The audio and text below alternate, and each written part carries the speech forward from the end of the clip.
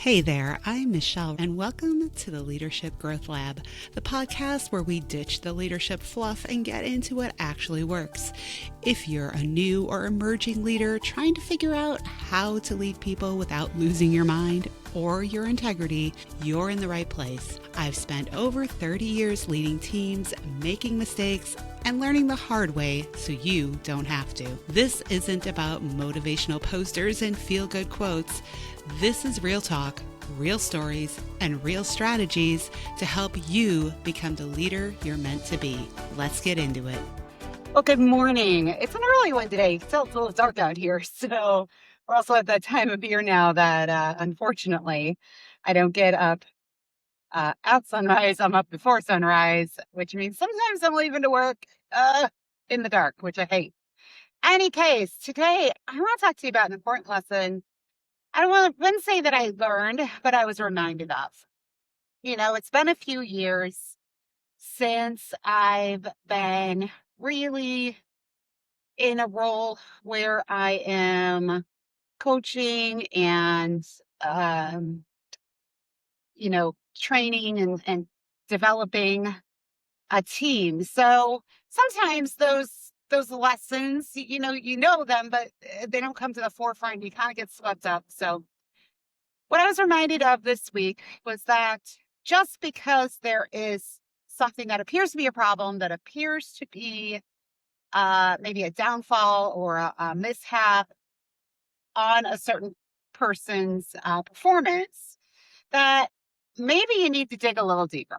So this situation, it was actually a number of situations, and they all revolved around communication. And what I've come to learn is that this person, while there may have been some communication mishaps and errors, there amongst the team, there is a perception that this person is perhaps somewhat incompetent. And though they've been in the role a long time, they are just really not handling the responsibilities in an effective way, and it's causing issues, right? So this has been the perception ever since I've been there, and of course this person is a direct report of mine.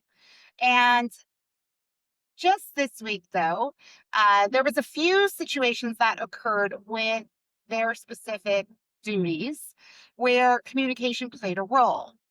So when I sat down with this person to go over their monthly check-in and performance evaluation, we now have to give ratings, which I hate ratings. I think they're the stupidest thing. Companies, if you're giving ratings, just knock it off.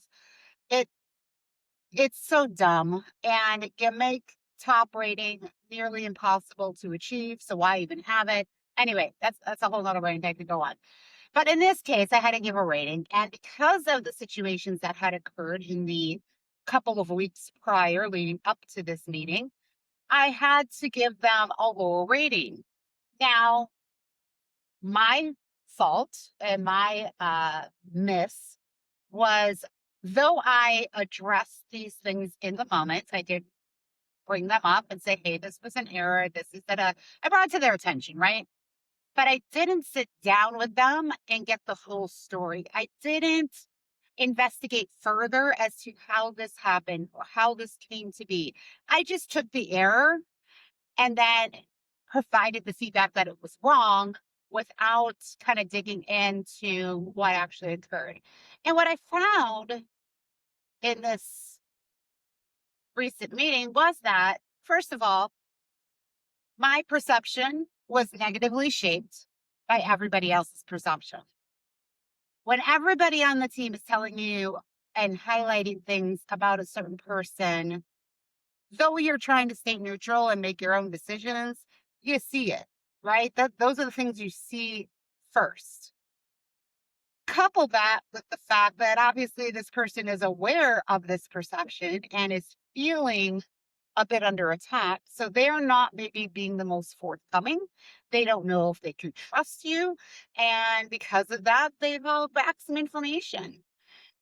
So finally, when we sat down and had this open dialogue, I kind of discovered that things had been communicated and that, you know, there were mishaps on other people's parts that while it contributed, and this person could have done a better job of ensuring that the communication was clear and picking up on things during the meetings and really being alert. And we talked about that.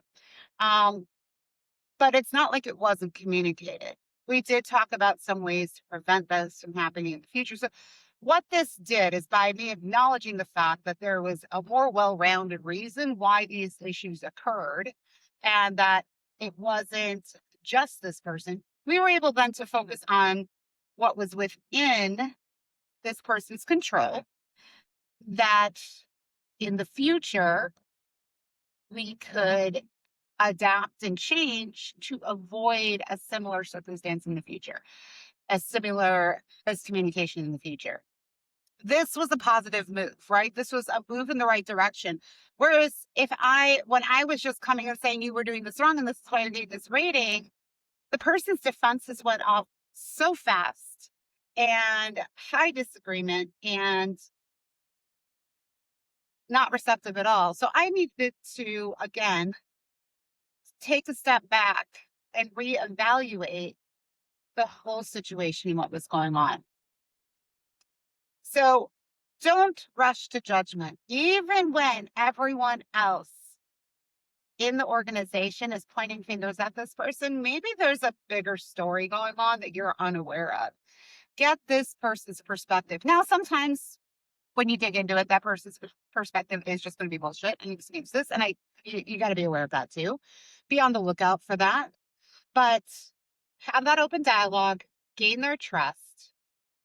And then from there, you now have gained almost permission to provide constructive feedback in a way that helps them avoid these issues in the future. Whereas before, they didn't trust you, so they're not going to take any of your feedback to heart. They're not going to make any necessary adjustments or changes because all they see is that they're under attack and that you are one of the many that is attacking them.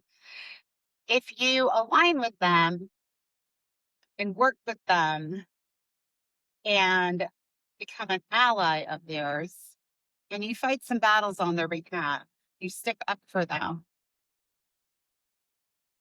and you do that over time, they will trust you.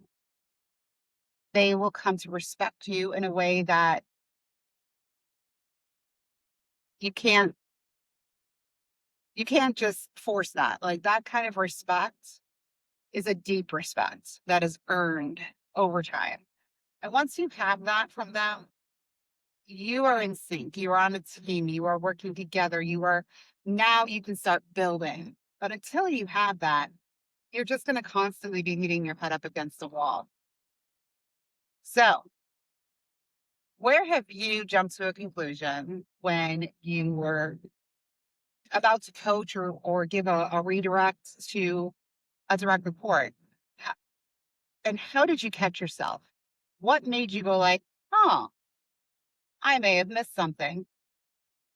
Put it in the comments, and we'll catch up with you again tomorrow for another great leadership lesson. Thanks for hanging out with me today in the Leadership Growth Lab. If this episode resonated with you, do me a favor, share it with another leader who needs to hear it. Got a question or a leadership challenge you want me to tackle? Send it my way. I want to hear from you. Until next time, keep leading yourself first, and the rest will follow.